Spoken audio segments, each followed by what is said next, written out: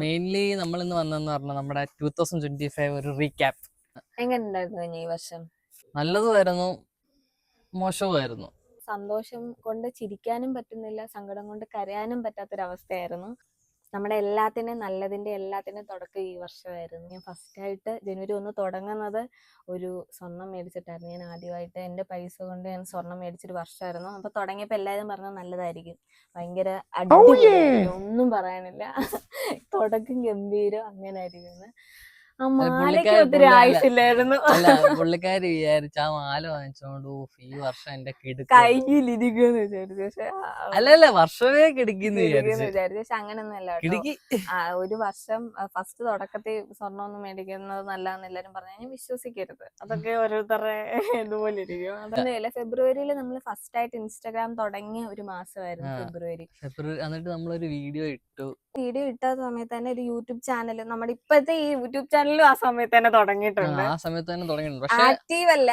നാളെ അലച്ചു കൂവി എടുപ്പിച്ച ഒരു അക്കൗണ്ടാണ് ഇൻസ്റ്റാഗ്രാമിൽ നമ്മുടെ പണ്ടൊക്കെ ഇവള് കണ്ണാപ്പി ക്രിഞ്ച് വാർത്ത വായിക്കുന്ന പോലെ ഉണ്ടെന്ന് തോന്നുന്നല്ലേ.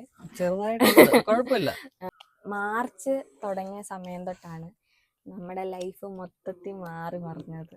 ആർക്കും വലിയ താല്പര്യമൊന്നും ഇല്ലായിരുന്നു. ഇച്ചിരി കെയറിങ്ങായിരുന്നു.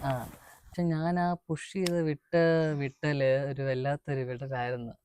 നമ്മുടെ ലൈഫ് ആവട്ടെ, ഇങ്ങനെ പൊക്കോണ്ടിരുന്ന ഒരു സാധനം ഇങ്ങനെ ഒറ്റക്കേറ്റായിരുന്നു. മാറി മറിഞ്ഞിട്ടുള്ളൊരു മാസമായിരുന്നു അത്.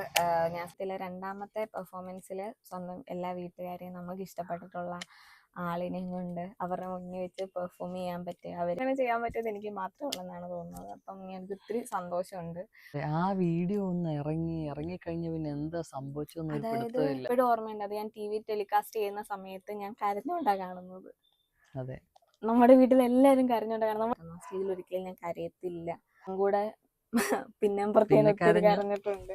ഫസ്റ്റ് സ്റ്റാൻഡപ്പിന് പോകുമ്പോൾ എനിക്ക് ഇൻസ്റ്റാഗ്രാം അക്കൗണ്ട് ഇല്ല. ഞാൻ കരഞ്ഞിട്ടുണ്ട്. ഫസ്റ്റ് രണ്ടാമത്തെ വ്ലോഗിലൊക്കെ ഞാൻ ഇവൻ എടുക്കാൻ വിളിക്കുമ്പോൾ ഞാൻ കരയും. ഇവൻ എന്നോട് പറഞ്ഞു, നീ ഇങ്ങനല്ലല്ലോ, നീ ശരിക്കും നീ ആയിട്ട് തന്നെ നിൽക്കുക. അപ്പൊ ഞാൻ കരയും, എനിക്കിത് പറ്റത്തില്ല, എന്നെ കൊണ്ട് ഞാനൊന്നും മിണ്ടുന്നില്ല.